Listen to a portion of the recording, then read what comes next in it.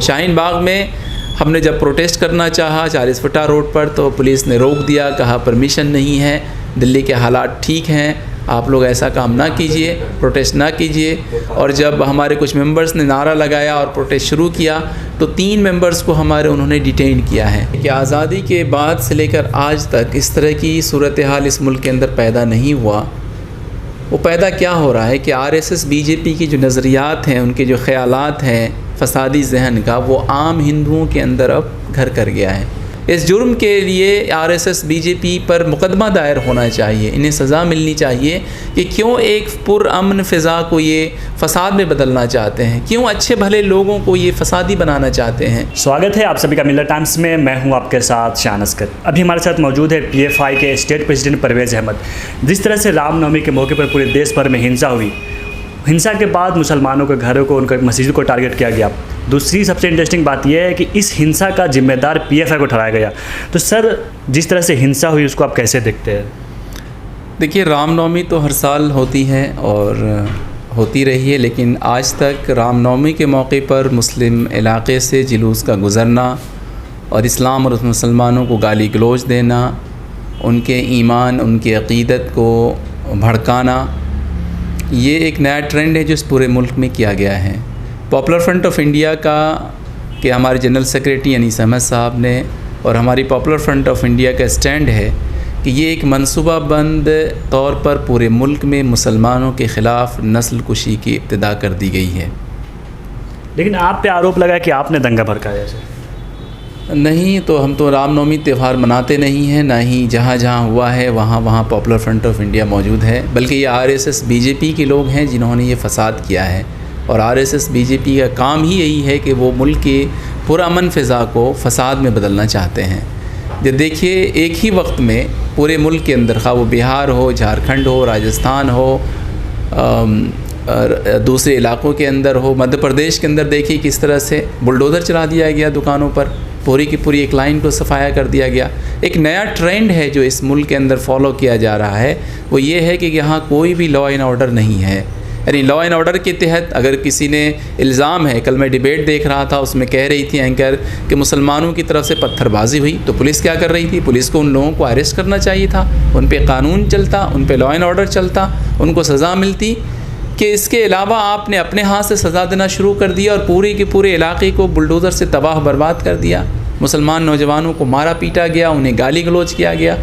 हमें तो ताज्जुब होता है कि इस मुल्क के अंदर अब लॉ एंड ऑर्डर का आने वाले दिनों में क्या होगा। पॉपुलर फ्रंट ऑफ इंडिया का मुतालबा है कि इन तमाम मामलों के अंदर एक जुडिशली इन्वेस्टिगेशन होनी चाहिए, ताकि पता चले कि आरएसएस और बीजेपी ने दोनों ने मिल के एक प्री प्लान्ड मंसूबा के तहत पूरे मुल्क के अंदर ये फसाद बर्पा क्यों किया है। एक जिस तरह से मध्य प्रदेश के खरगोन में हिंसा हुई, उसके बाद वहाँ की सरकार है, वहाँ की जो प्रशासन, उन्होंने एक तरफा कार्रवाई किया। उन्होंने ये सीधा सीधा आरोप लगा दिया कि जो पत्थरबाजी किया है उन्होंने, वो मुसलमान थे, वही उन्हीं की गलती है। सीधा सीधा जो होता है ना कि दोष उन्हीं पे मर दिया गया। और दूसरी बात ये है कि आजकल मीडिया में सिर्फ ये चल रहा है कि पीएफआई वालों ने ही सारा काम किया है, और शायद बैन वगैरह भी करने की मांग हो रही है। देखिए, पॉपुलर फ्रंट ऑफ इंडिया एक सोशल मूवमेंट है और सोसाइटी से जितने भी मसाइल होते हैं हमारी सोशली, उनको हमें एड्रेस करना हमारी ज़िम्मेदारी है। पॉपुलर फ्रंट ऑफ इंडिया भी इस मुल्क की संगठन है, हम इस आइन के दायरे में काम करते हैं और आइन के दायरे में काम करते हुए हमारा जो हक़ है हम वो करते रहते हैं।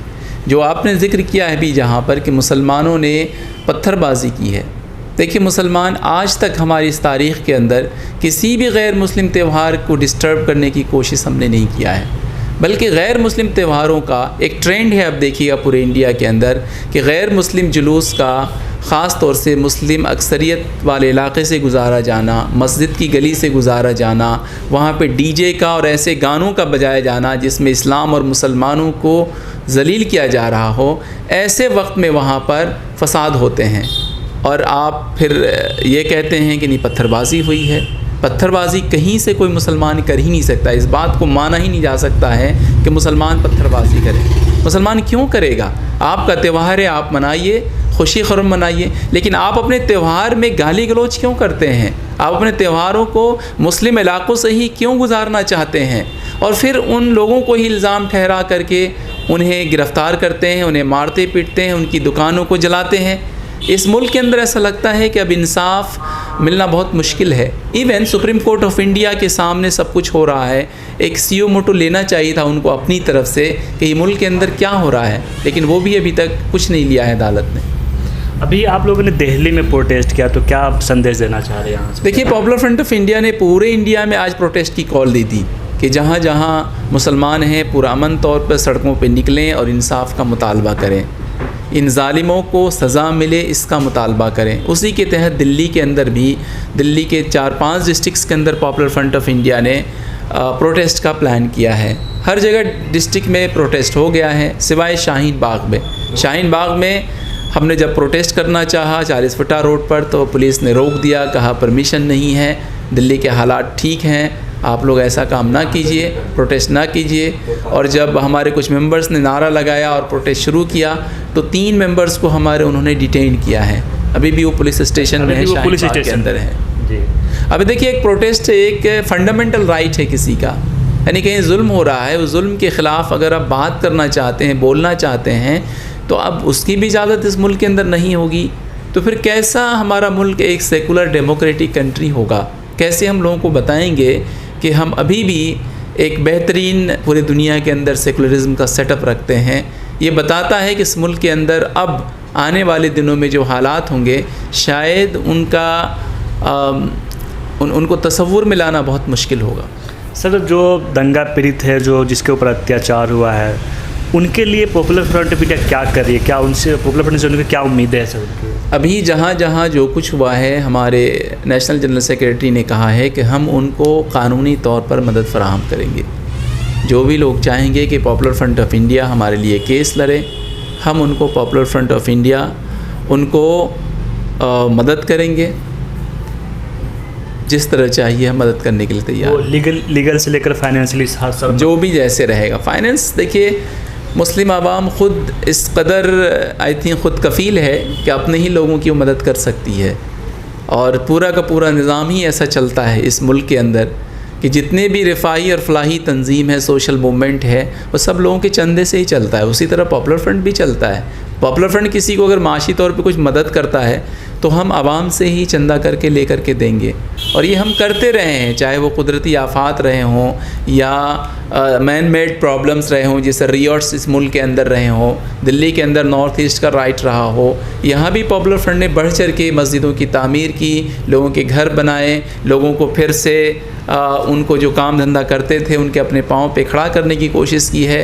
तो इंशाल्लाह हम इस तरह की कोशिश उन मुसलमान भाइयों के लिए भी करेंगे जिनके साथ ये मामला हुआ है। सर, आपसे आखिरी सवाल कि कहा जा रहा है कि जो अब तक का आज़ादी के बाद का अब तक का सबसे बेहतरीन दौर चल रहा है, तो इस तरह के हालात में आपका लोगों को हेल्प करना कितना चैलेंजिंग है? देखिए, ये बात सही है कि आज़ादी के बाद से लेकर आज तक इस तरह की सूरत हाल इस मुल्क के अंदर पैदा नहीं हुआ। वो पैदा क्या हो रहा है कि आरएसएस बीजेपी की जो नज़रियात हैं, उनके जो ख़यालात हैं फसादी जहन का, वो आम हिंदुओं के अंदर अब घर कर गया है। एक आम हिंदू, एक वक्त था कि पाकिस्तानी मुसलमानों को गाली देते थे, उनको एंटी इंडिया समझते थे, लेकिन अब ये जब से कश्मीर फाइल्स वगैरह बना दी गई है, जिसमें ये दिखाया गया है कि नहीं, इस मुल्क के ही मुसलमान इन हिंदुओं के दुश्मन हैं। अब तो दिल्ली फाइल्स ही बनने वाला है। अब दिल्ली फाइल्स आप कह रहे हैं कि बनने वाली है, और इसका मकसद क्या है? मकसद है जो गैर मुस्लिम हिंदूज़ नौजवान हैं, उनके दिलों के अंदर नफ़रत पैदा करना, और उस नफ़रत को इस मेयार तक पहुंचा देना कि वो मुसलमानों का कत्लेआम करे, मुसलमान मोहल्लों का कत्लेआम करे, मुसलमानों को कहीं भी बर्दाश्त नहीं करे। ये एक जुर्म है इस मुल्क के अंदर।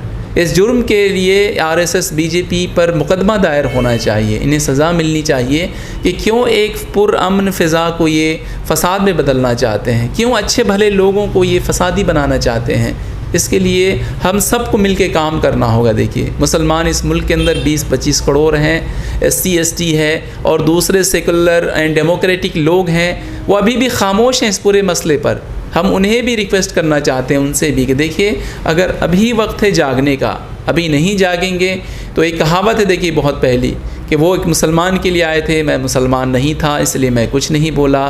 फिर वो SC/ST के लिए आएंगे, मैं उनमें से नहीं था, कुछ नहीं बोला। उसके बाद वो दूसरे लोगों के लिए आएंगे, हम उनमें से नहीं थे, कुछ नहीं बोले। अभी वो वक्त है कि मुत्तहिदा तौर पर सब लोग मिल कर के इस सोच, जो फासीवादी सोच है, उसका मुकाबला करने के लिए हम लोग सड़कों पर आए, पुरअमन एहतजाज करें और लोगों को बताएं कि इस मुल्क में अभी भी लोगों की कमी नहीं है जो हमारे इस मुल्क के सेकुलरिज्म पर, डेमोक्रेसी पर, भाईचारे पर, फ्रेटर्निटी पर यकीन रखते हैं और हम कानूनी तौर पर आइन के दायरे में रहते हुए लड़ेंगे इनसे। बहुत शुक्रिया सर हमसे बात करने के लिए। तो ये थे पॉपुलर फ्रंट ऑफ इंडिया के स्टेट प्रेसिडेंट परवेज़ अहमद।